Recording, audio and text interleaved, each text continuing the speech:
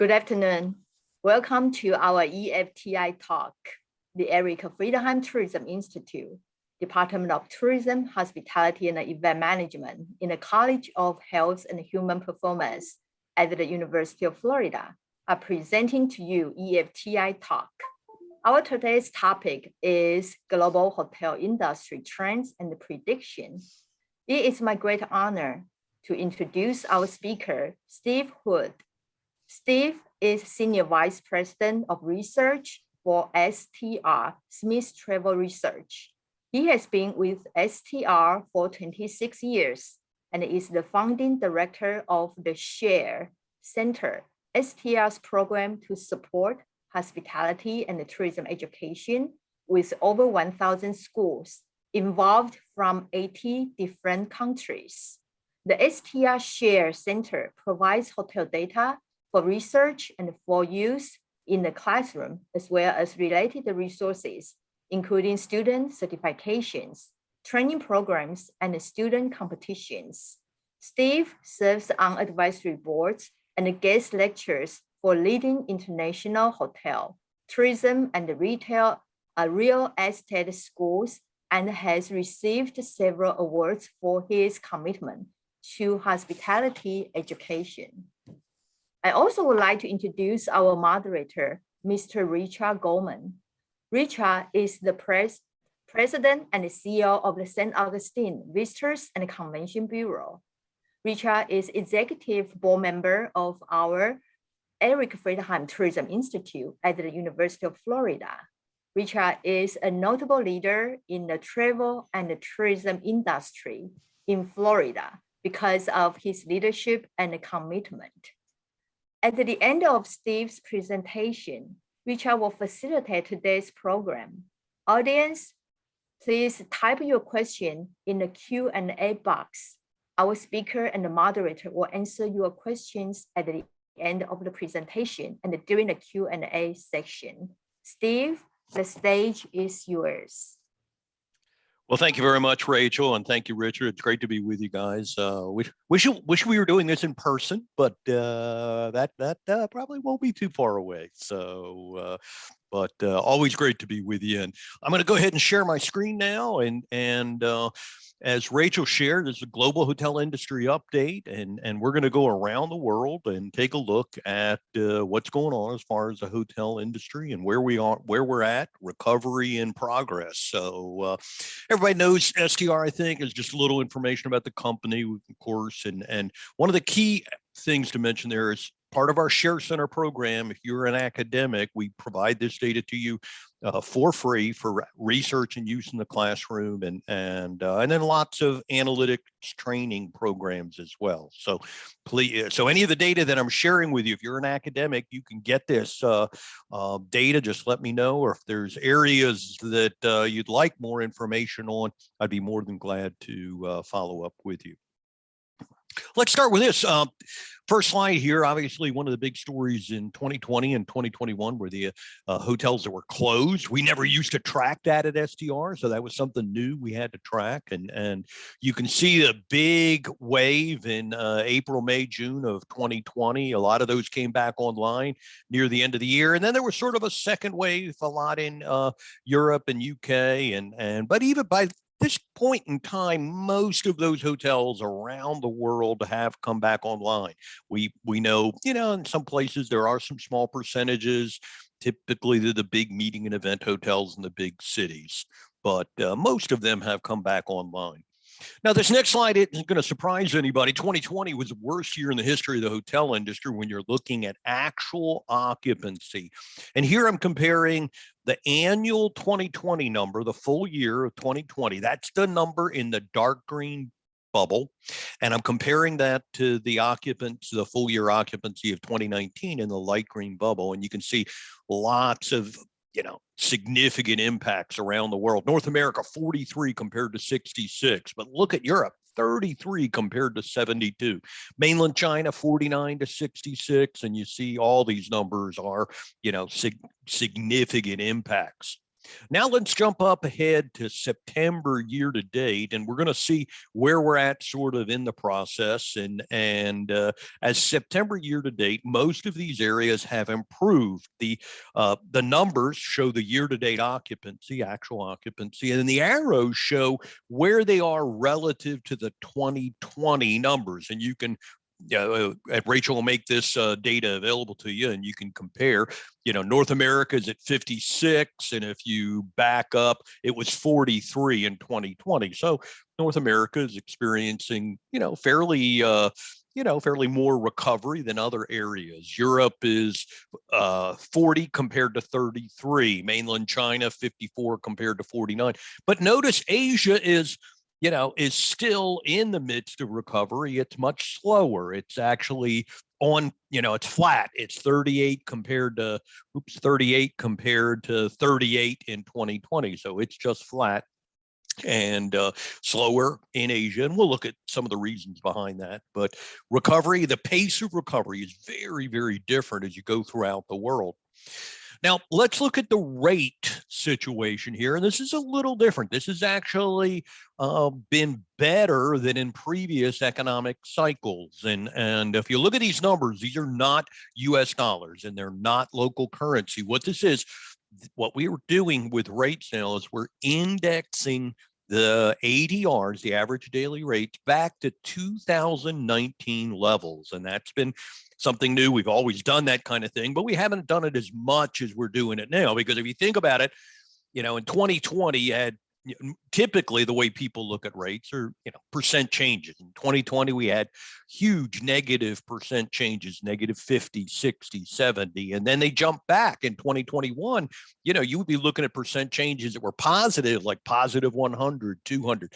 I think I saw a positive 800% change. When you have, big swings, the percent changes become less informative. And so we've gone to indexing. And so the index numbers here show how far are we back to 2019 levels. So we're taking the 2019 levels sort of as the top. In most areas of the world, 2019 was the best year in the hotel industry, and we're saying how far back are we to those previous high levels of when it comes to average daily rate. And you can see these numbers are pretty aggressive. These, not bad at all. North America, 92, Europe, 91, mainland China, 95. The only small area having a problem is Asia right now, not back as far, and that's due to a lot of the restrictions and waves and things going on in Asia. We'll take a look at that in a minute. But, the rate, much less impacted. If you compare this back to the previous economic cycle, 2009-10,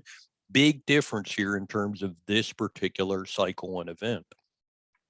No surprise here, the big cities significantly impacted. These big urban destinations tend to be the international gateway cities. If you look at these occupancies, you see some really low numbers. Now, the colors here, occupancies below 25 are in red bubbles. Look at Paris at 25, Rome at 20, and you see a lot of, red you see several, a number of these markets in red. Green are ones that are above 50. Now, that's still well off their norms, but at least they're above 50. Yellow is everything in between. And so the big urban destinations, no surprise, have been significantly impacted. This is year-to-date 2021 data. The annual 2020 data was even worse. So that's a little bit about where we're at. Now, these next two slides are going to show timelines during the entire time period of what went on. And we're looking at the major regions of the world: Africa, Asia Pac, Central South America, Europe, Mideast, and North America. And you can see, very, very different. You can see Asia Pac going down first. And of course, that's China. That was the outbreak in China. That happened in February, actually. Europe came down next. That's the dark blue line. Notice Europe came down much farther. And then Europe, was down at the bottom there for May, June, went up a little bit in August, and then back down. And so you see different markets. You can see markets like the Mideast and North America have been somewhat less impacted than markets like Africa and Central South America. They've been much slower to respond. This is a look at the occupancy. And then when you go down and you look at the average daily rate, you can see, a similar trend, but much less farther down. And here, what you're looking at in this first slide, this is indexed to 2019 levels. So you can see this is more of a comparative, not an actual occupancy. You can see, these occupancies were down in the single digits here, and these were in the 20s.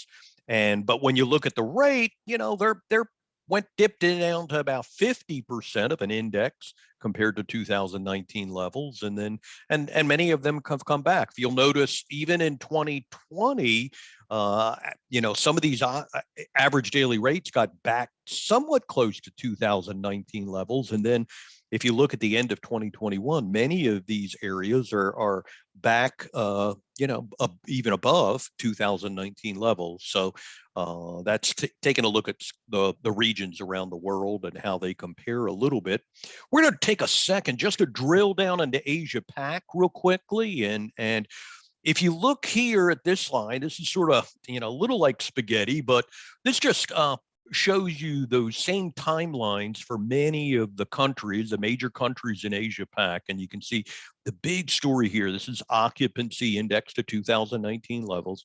You can see the big story in Asia Pac was the diversity. You have China, which is clearly represented here in the black line going down first. China had a very consistent recovery up to October of 2020 during the holidays, actually exceeded the 2019 levels. Singapore in yellow, you can see, has been near the top, but that has been quarantine business, government contracting the hotels. And it's great from an occupancy perspective, but not great from an ADR perspective. Then if you look at the bottom of this pack, and you can see, as I said, a wide diversity. At the bottom of this pack, look at the light green, light blue lines, and you'll see those are Thailand and Vietnam. Of course, these are countries that are big international travel destinations. And when you cut down the international travel, they're really suffering. And so that's a quick look at Asia, and we'll drill down in a minute and look at a few specific examples. Here's just this is sort of a slide showing you some of the news around Asia. A lot of second waves and third waves and fourth waves, and then restrictions, and you can see different areas turning on and turning off. And of course, that's had a significant negative impact. If you look at some of the major countries, you see countries like Thailand significantly impacted from an occupancy point of view. Japan, pretty impacted, very slow to recover. Indonesia just turning on recently, and India, big impact back in May, and now it's back recovering again. And Australia doing really, really good. And in July, a second wave. They're just reopening now. And then look at it from an ADR point of view, and you see, as I said, Thailand, Indonesia just coming back.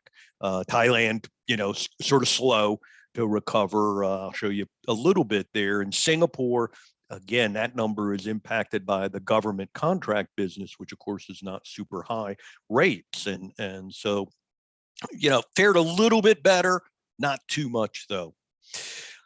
A quick look at Japan, and of course the Olympics were there in July, and it didn't bump the occupancy too much. Of course, that wasn't what they had hoped for, no spectators, but significant bump to the ADR, up to 150 from an index point of view. Japan's been very slow to recover. This was a little bit of a blip in July of this year.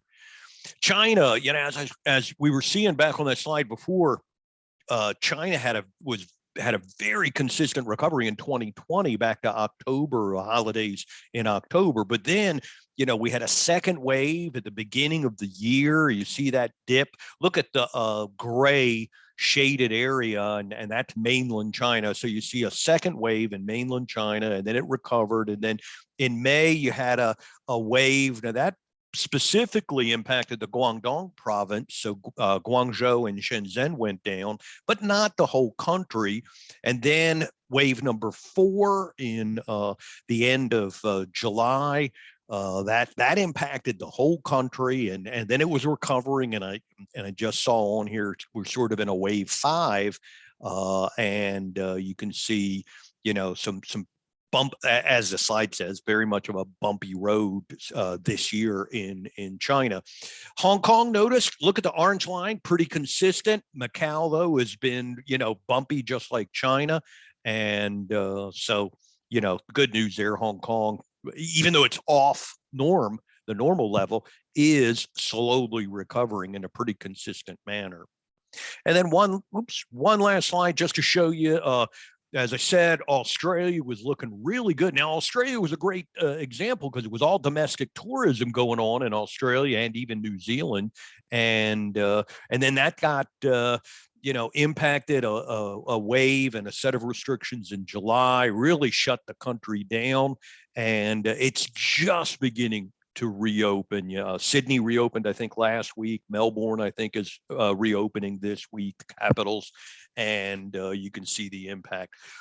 Lots of interesting stories in Australia, and this is just a quick glimmer. We could look at the Maldives, we could look at places like Sanya, we could look at Indonesia and India, all kinds of great stories going through that. So if you're, you know, if you'd like to share, you know, if you'd like to talk more about that, please let me know. Put that in the chat, and I'll be glad to share what I know or get you in touch with some of the rest of the STR team to help you there. Let's take a quick look at Europe next and just see how Europe has fared during the time period. Here's that same timeline for the major countries in Europe, and you can see a difference here when you look at these timelines, trends for occupancy. You see a much tighter pack here. You can see, look back in 2020, you see Italy going down first. Of course, that went down in that country went down in February. We all saw that in the news.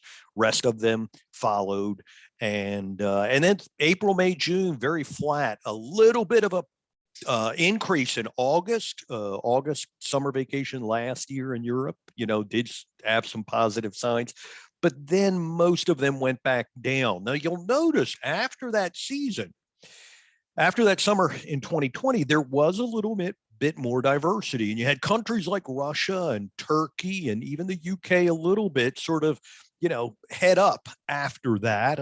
You know, government restrictions were loosened in some of these areas, and business came back, and so you do see a little bit more of a variation, and you know, but many of the European countries were flat at the end of the year, flat at the beginning of the year, but then you begin around May, you begin to see most of these countries heading back up, you know, coming back to that close pack like you saw before. And if you, you know, and a fairly good summer in most of Europe. You can see occupancy levels now sort of between 65 to 95. And that's an index number back to 2019 levels. So definitely in the right direction. When you look at that data from an ADR point of view, you can see a little bit more diversity, but if you look, you know, for much of for parts of 2020 and much of 2021, many countries were above 2019 levels, some significantly. And now, if you look where they're at right now, if you look, you know, they've gone back down just slightly during August. Most of them were probably between 80 to 110, and they've gone back down a little bit in September. That tends to be a seasonality kind of thing. Those do dip. And so more like 80 to 110. And now in September, they went down just slightly. This is a close up of just this year. Now they're more down to the 70 to 105 level, but much better than occupancies. And of course, that's been one of the big phenomenons that we've seen here in, you know, around the world when it comes to COVID. This is just looking at September data, and we're comparing an occupancy index and an ADR index to many of the major countries in Europe. And you can see look, the green line is the occupancy index, and you can see most of them range between 60 to 90. Countries like Turkey sort of at the high end of that, and so that's where the green bar is. But then look at the blue bar. Many of those blue bars are above 100. And think about what that means. That's above 2019 levels. And if 2019 was the previous high, that means they're in record territories. Countries like Israel, Greece, Switzerland, Turkey, UK, you can see in September, they were in record territory, and many of the other ones much higher. So sort of a quick look at the countries, and this is just September data. Looking at some of the top destinations, and we're looking at them through November, but it does show you a lot about what, where were people going in the summer, and notice these destinations, they're different than the ones that might have been the top destinations in 2019. Notice, what are you seeing here? You're seeing Algarve, you're seeing the islands, you see in the Mediterranean coast, Turkish Riviera, Tuscany. Think about these places, and that's been, part and parcel of 2020 and 2021. The beaches, you don't see the Barcelona beach, you see the Algarve beach on here, and you don't see Paris, you see the islands, and you don't see Rome and Venice, you see Tuscany. Outdoor locations, more nature tourism, smaller cities, big trend, there were a lot of bright spots in 2020 and 2021, and you see, areas like this definitely did well. Here are some in Northern Europe: Baltic coast, Tri-City in Poland. Sochi had a great had a great 2020 and 2021. But think about it, all the people in Russia, they couldn't leave the country, so what do? You go to a tourist destination within the country, and Sochi fared very well. So lots of interesting stories throughout. Now, as we're looking at some of these big cities, one of the high points that we're seeing as we look at October and November data is we're beginning to see the weekday data come back to, increase. And of course, a lot of the good numbers during most of this time period have been weekend data. That's the domestic leisure traveler. Weekend getaways have gained a whole new respect. But now this data we're looking at for some of the major cities, we're seeing these weekday numbers come back. Of course, that's the business traveler returning. So, definitely bright spot, signs of hope for the rest of the year and into next year. So that's exciting news. We're seeing that in the US as well. In Europe, a quick look at group data in Europe. We track that here again for some of the big cities, and we're seeing a little bit of an increase when it comes to some group data. You'll notice, the group numbers were in single digits for a lot of 2020 and the first part of 2021. But now coming into August and September, you're beginning to see some of the group numbers come up to the 20s and 30s. And good news is it's not zero. The other interesting news is the rates for the groups are really high. They're, the people are not discounting for that, and that's good news as well. A quick look ahead for Europe, and this is business on the books. All the data we've looked at up to this point has been historic data, but STR tracks future looking data. These are reservations. These are business on the books. We do that for 86 markets outside the US. And then we do that for, we're opening up markets in the US right now. And I'll show you a sample of that data coming up in the next section here. But look ahead, and what you'll notice, for some of these big cities, you're seeing a lot of reservation data in the future. Now, you do see the spikes sort of looking like the heart monitor there. That's all the weekend business, and so that's definitely a trend you're going to see without. But then look at the holidays, and you see, hey, close to, a fair amount of business on the books, reservations for the weekend, for the holidays, and that's certainly great news. I can show you more data in Europe. I think this is all I have, but we can look at all the markets in Europe for all of next year, and you're going to see lots of spikes for conferences, for conventions, for sporting events, for concerts and entertainment type things. A lot of spikes as we look at this data going into next year even. So now let's let's do a quick time check. We're doing okay on time here. Let's take a quick look at North America, bring it back home for, many of us who live in the US, and take a look real quick at some North America data. First, I wanted to share with you just a comparison of Canada, Mexico, and the US. You can see sort of during the timeline, all of them sort of went down at about the same time. Mexico a little deeper. Canada next, US went down to about 20, went down to the 20s. And then in terms of recovery, you can see Canada has been much slower in terms of recovery. And of course, these countries are all based upon restrictions. In Canada, there were border, restrictions. There were even border restrictions, not just between Canada and the US, but between different provinces. So you couldn't, unlike Australia, where you could travel, well, in some points in time you couldn't, but there were restrictions, in Canada between going from one province to another, which certainly even hurt the domestic tourism. Mexico had been sort of slow to recover, but it did have a really good summer, and you see that bump during July of just 21, just recently, and so the U.S. have been a little more consistent and in terms of recovery, and so that's sort of how they look.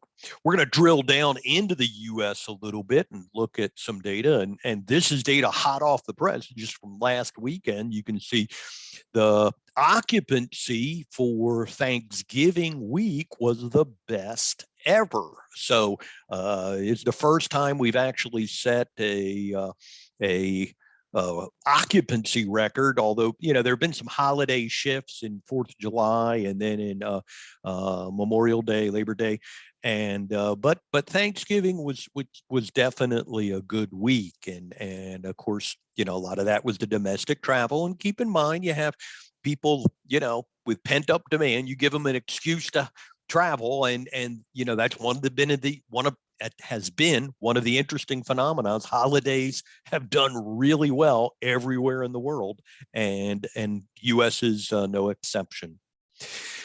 So now this is weekly data, and this is a weekly occupancy index. So we're comparing on a weekly basis the total US occupancy back to 2019 levels. And this is just interesting. This is Thanksgiving week again, and you'll notice it actually was a record index level as far as occupancy is concerned. It hit the highest index point since the beginning of the pandemic last week for Thanksgiving. So that was, bit of exciting news for the US.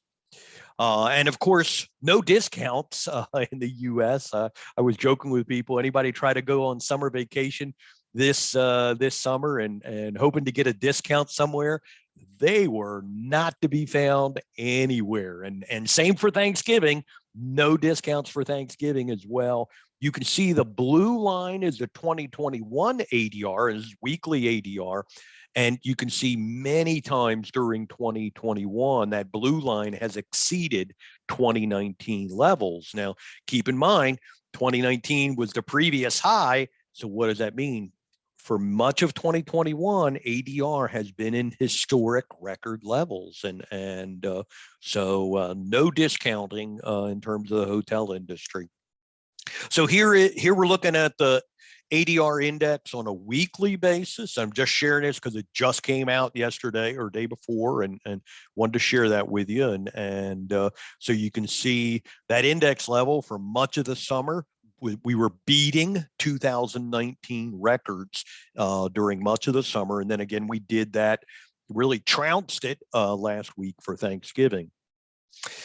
And then this was interesting, just looking at some of the major, some big city destinations, international travel, when borders reopened in, I think that was November 7, you're seeing a little bit of bump in some of these international gateway destinations. And again, here we have family that haven't been able to come to the US or lots of possible situations. That's just one, but we did see a little bit of a movement in some of these big cities when the borders reopened. That was sort of interesting to watch. We're looking at monthly data. Now, this is just same data we were looking at with weekly, but this is monthly, and you're seeing, all the months during COVID here, a longer time frame. You can see April was the worst month in COVID in the US. It went down, but it only got down to 24% actual occupancy, where, in Europe, most of the countries experienced single digits. Now, you can see the trend over time. Last year, summer was pretty fair, but never reached 50, and then it dipped back down, and then we started going through the calendar this year. Look at the jump between February and March. Spring break in the US was really, really good, a jump of almost 10 occupancy points. Then the other interesting thing was everybody thought after spring break, April and May were going to dip back down. They didn't. They went up a little bit each month, and then we come into June with vacation month and 66, and then July we almost hit 70. Back down a little bit in August. That's typical. And then, but the good news is September and October have not dipped down dramatically. Actually, October rose a little bit over September. So that's been really good news. So that's sort of where the US has been. Now, keep in mind, if you look at the summer months of June, July, and August, you'll notice we got close to 70 in most years, though. If you go back through history in 2019, 18, 17, 16, 15, 14, those 3 months were all over 70% in the US, all 3 months, all the way back to 2014 to 19. So all of that to say we're getting close. We're not there yet there from an occupancy point of view. Little different though when it comes to ADR, because look at the trend, monthly trend for ADR, and then jump up to July, and you'll notice the ADR, and again, that's an index number, was 106. So July beat the 2019 level, and 2019 was the previous high. What does that tell you? July 21 had the highest ADR on record for a July. And then look at August, September, October. The degree went down a little bit, but all of these were record territories. And keep in mind what that's, ADR is sort of complicated right now because, this ADR here that you're looking at, these high ADR numbers and the records, think about it, they're all being fueled by domestic tourism. You don't have as much of the business traveler in there. You don't have the meeting and events in there. And keep in mind, you have the big urban destinations, places like New York and Chicago and San Francisco, that are really hurting. They're not at, they're not the ones setting the record. So it's it's the smaller cities, it's the vacation destinations that are contributing to these records. So it's complicated. We could spend the whole day talking about ADRs and what's involved and how things have changed and how complicated it can be. But the good news is, for the US at least, we are in record territory the last 4 months. Here, this just shows you a breakout by the class groups that we have. Remember, STR separates the hotels into different class groups. This is year-to-date October data. And when you look at that, you see an interesting trend that we've seen in most areas of the world throughout 2020 and 2021.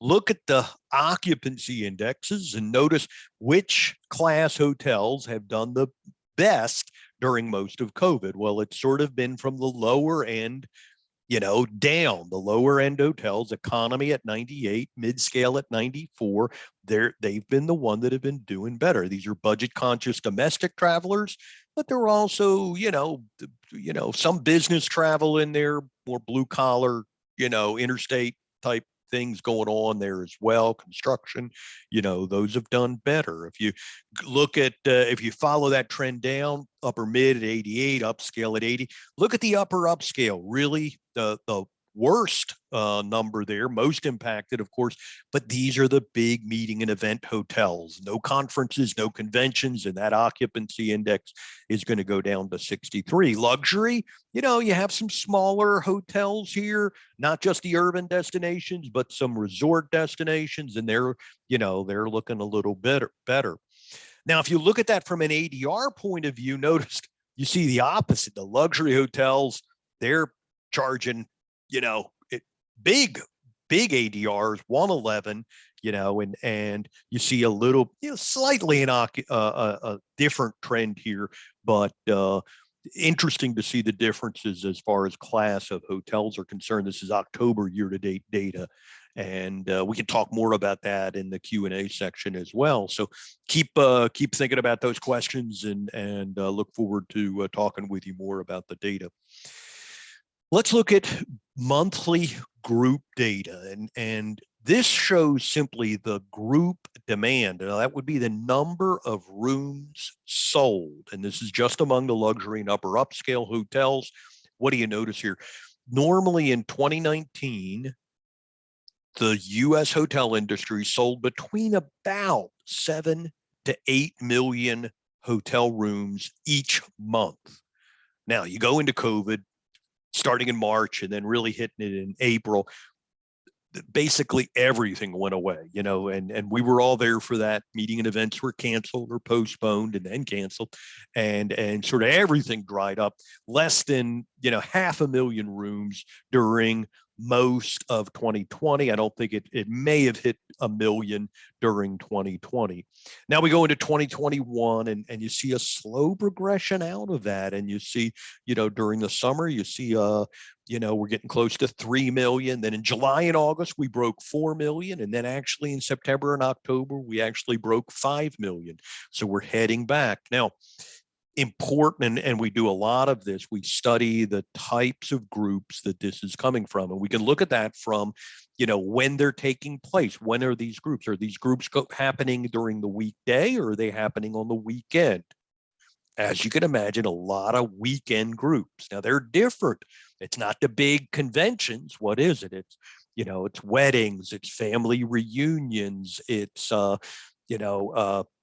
sporting events, and so we're that's a lot of what you see here as you see this trend go up. But the good news is we're seeing more weekday group business in September and October. And that's typically the big convention season. And although we're not seeing huge meetings, we're seeing smaller business meetings that are returning, face-to-face situations. They may be hybrid as well, but you're seeing those numbers come back, and as you can imagine, the ADRs for group are very strong, and so that's looking pretty good. Here's a timeline. Now this is the same data, where this is monthly data, group demand. This is looking at it on a weekly basis. So you see more fluctuation in here. You see, things that go on as far as the holidays are concerned. But notice, as far as Thanksgiving week is concerned, we were right on par. And of course, that is a downward trend. Not a lot of people have conventions during Thanksgiving, so it looked better.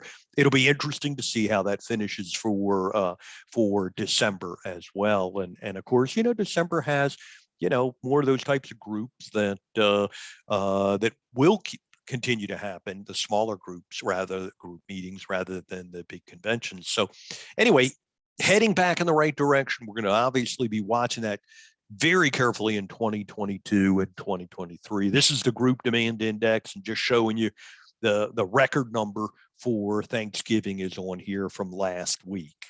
That's a high. Now, what is that? That went back to about 85%. So good news as far as that's concerned. Quick look at the markets. STR tracks data for the top 25 markets around the country. And here we're looking at the best and the worst. And this is year-to-date October. And again, you see the typical markets. You guys could have guessed this. The top 5 are going to be Virginia Beach, Tampa, Miami, Phoenix, San Diego. Much more domestic leisure travel oriented, where the ones that are really hurting at the bottom of the list are New York and Washington, San Francisco, Boston, Seattle, those big business markets, and those are the ones that tend to be hurting. And so real interesting to look at that all around the world. I remember giving speaking to students in other parts of the world during 2020 and saying, a lot of times I would share on bright spots, things that are looking good in the midst of the pandemic. And I remember joking with the students. I said, you won't even know the names of the markets that are doing well in the midst of the pandemic, because it's not Miami Beach. Instead, it's Myrtle Beach, and of course, nobody in China or Hong Kong had ever heard of Myrtle Beach. And it's not Orlando, Disney World, it's Gatlinburg, Tennessee, and Smoky Mountains. And of course, all the national parks have done well everywhere. Natural outdoor tourism has just, really done very well in 2020 and 21. Smaller beaches have done well, so like I said, it was the Algarve that did well, not Barcelona, and so lots of interesting bright spots here. Here's some look at forward-looking data. This is for the Nashville market, looking ahead, and this comes again from that Forward Star program that I mentioned to you earlier, and you're looking at, Nashville's been a good example of a smaller city that's fared relatively well. And but even what they've done, I live here, and it's been interesting. You see some of these big hotels downtown, how they've sort of transitioned and emphasizing more weekend getaways since the convention center hasn't been full. They're bringing people in with weekend getaways, and they're being creative and figuring out new things for them to do. And so relatively successful. You see a lot of reservation data into the future, and then around the holidays as well. And then, some small spikes as you look into January and February of next year. And that's just a look at that Forward Star data for the US. So hopefully that was helpful for everybody. And as I mentioned before, we'd be more than glad to, oh, by the way, that's my email address. If you need to get in touch with me, shood@str.com, feel free to get in touch with me. And then let's just go back and take a look at questions that we might have. And Richard, feel free if you'd like to moderate the questions as well. Very good. Thank you, Steve. Really a great review of some very important data from around the world. And I know that that's been very educational for our group, colleagues and students as well. I had a couple of questions because, I run a destination marketing organization and cut my teeth in the industry with Smith Travel Research through a relationship with a large resort. So I got some questions about some specific things, but it occurred to me that you and I have been dealing with this now for careers. Some of our students may not know all of our terminology. Can you give them a quick refresher on ADR and RevPAR? Sure. Yeah, ADR is the average daily rate, and sorry, sometimes I don't take the time to define that. I try to leave the RevPAR slides out. If a RevPAR slide slipped in there, I have to apologize for it. But that's the revenue per available room. And a lot of times people will look at that RevPAR because it does give sort of a good perspective on profitability, because it is sort of a combination of both occupancy and average daily rate. And but I know some people are less familiar with RevPAR. I try to leave that out of most of my slides, so I apologize. I see one there with the RevPAR index in there.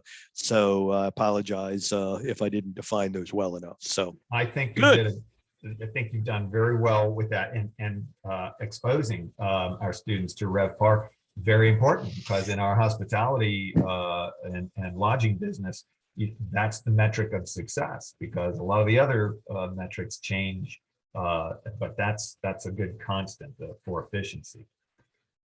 Let me ask you, you have some really good insights into what may be driving some of these trends that you've been sharing with us. But looking at groups, thinking about that increase in business, we're certainly seeing it here in this part of Florida. How much do you think of that corporate business or the real group business, the midweek business, is being driven by compression or displacement from previous years versus new business? Yeah, that's a good question. I think some of it is that way. And, it's funny, I've attended just recently, I've attended 2 meetings, actually flew to them, that were face-to-face only. And, we're seeing, of course, and I think you're going to see that in the future, you're going to see a lot of emphasis on hybrid meetings, and they've gone well. During 2020, I've attended a whole bunch of, well, more of them have been virtual meetings in 2020. And I think they've gone well. I think people, I hear people saying, hey, we had a virtual meeting. We normally have 300 people attend, but in our virtual meeting, we had 500 attend because it was so much easier. Well, that's great news. But then when you dig into the stats a little bit and you look at how many people actually were, how many participants were on each keynote session, sometimes you only saw 50 people in, at a keynote. So wait a minute, yes, 500 people attended the session, but if only 50 people showed up for the keynote, where were the other 450? Well, they were, out doing their work. They were at home, so they kept working. And so I think what you're seeing there, what I'm experiencing is the quality of the engagement goes down when it's virtual or when it's hybrid, and you don't have all those people in the room. You don't have the opportunity to have the coffee breaks and meet people and go to lunch with them. And so I think, I think people are realizing that, and it's interesting that, that was sort of what people were sharing in the last 2 meetings that I attended recently that were face-to-face only. It's like, no, we don't want a virtual option. We want to force people to come. Yes, we know less people will be there, but I think we're going to see a reaction to that in 2022 and 2023. I think you're going to see people, hey, it's been 2 years since I've shaken your hand or, given you a hug. And yes, we're gonna, I think we're gonna see sort of a pendulum swing back in the other direction. And I would predict that for 2022, 2023. I think you will see more hybrid events. I think now, to be inclusive, people are gonna, have a hybrid component, or at least some sessions hybrid. But I think you're going to see sort of a return to people wanting to see people face to face and interact, and realizing that the quality has been down a lot. So be interesting. So what I would really be interesting in, and Rachel, this would be a great idea for research, is if we track that over time, if we see, are we going to see a pendulum swing in 22 and 23? Maybe 24, and then is it going to go back a little bit in 25 and 26? What's actually going to happen? And Richard, you'd be in a great place to be able to track that with, destination data and see, real closely what do you see happening, and groups that maybe came to your destination on an annual basis. What will happen? Will groups be more apt to take a year off, or maybe do 1 year in person and then 1 year virtual, and all kinds of different trends that we really don't know what's going to happen until we see them. But I think it'll be really interesting to watch the future for sure. Well, it sounds like we're both thinking there'll be some pent-up demand for group business, just as there's been on the leisure side. And arguably, we haven't seen the end of that pent-up demand on the leisure side, at least not in our destination. So that's excellent news. And one of the interesting things that we see too, and I bet you've seen this as well, is with that pent-up, think about the side effects of the pent-up demand. We've seen weekend getaways, we've seen holiday travel. One of the things we've seen a lot is shorter booking windows, where people would normally make a reservation 30 to 60 days out. Now it's like 7 to 14. It's like you lock people up in the house for too long, and it's like, honey, we got to get out of here. Let's let's take off this weekend. So, I think that'll be an interesting phenomenon. Will those booking windows go back to normal 30 to 60, or will they stay somewhere in between? That's another interesting thing that to watch as well. Very interesting. Well, we'll watch that very closely, but we do have a viewer who's got a question. Ron Gromold. He asks, with luxury and upscale doing so well in 2021 and group down, in these areas, luxury may not look to increase group or other discount to groups. Thoughts on that? Yeah, I think you're definitely going to see that, because think of it, the groups typically get the big discounts, and you look at some of these, smaller boutique hotels, luxury hotels, they've seen, hey, we don't need groups to fill our hotels during 20 and 21. Now, I think they'll be looking real closely at trends in the future, because think of it now, you think about their audience, their customers, these were customers who couldn't travel internationally. So what did they do? They went to high-end luxury hotels. They went to, the Greenbriers and the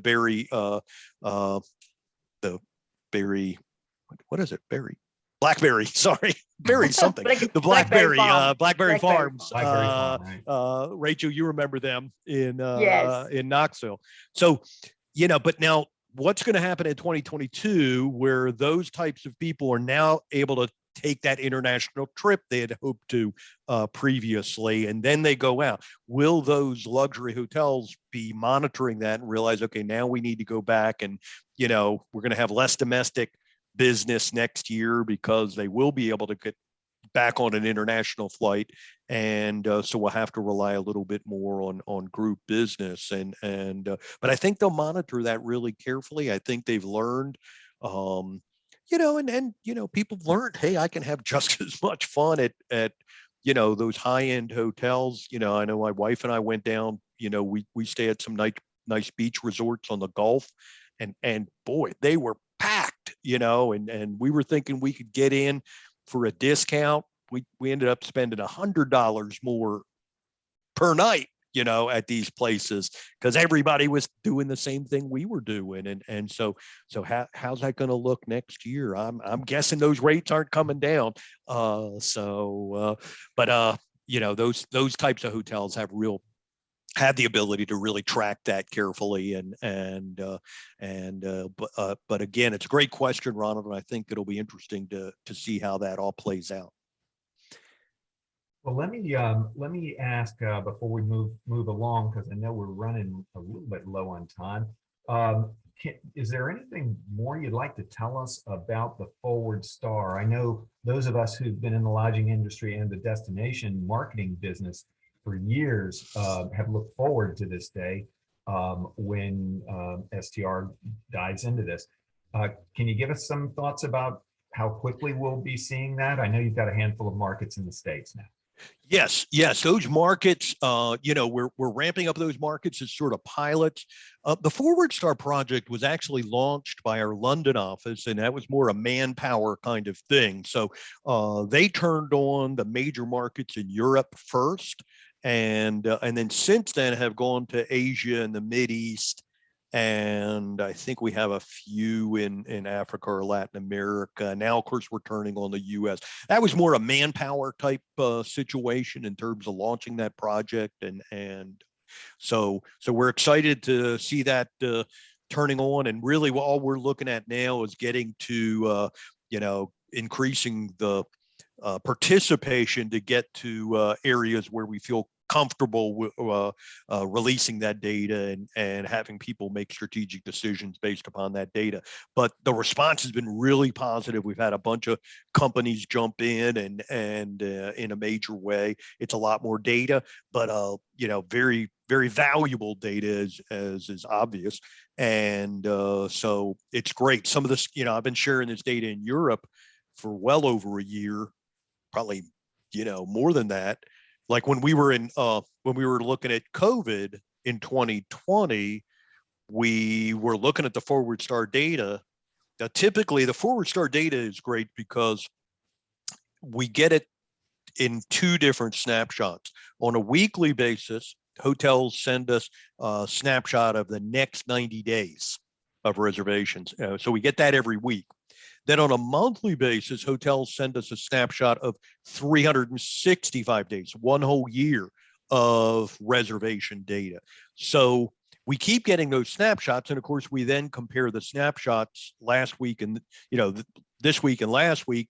The positive change for each specific day is going to be pickup. So you can see, what's the pickup for specific events and what's the, weekends and holidays and things like that. And you can see, are more people booking but then in COVID, unfortunately, we had the opposite, opposite trend. We saw the negative, and that'd be cancellations, and we'd see the reservations that were going down in the opposite direction. So we were watching that all in 2020 for Europe, and it's just real exciting to be able to see that come to the US and help people make good strategic decisions using that data in the US.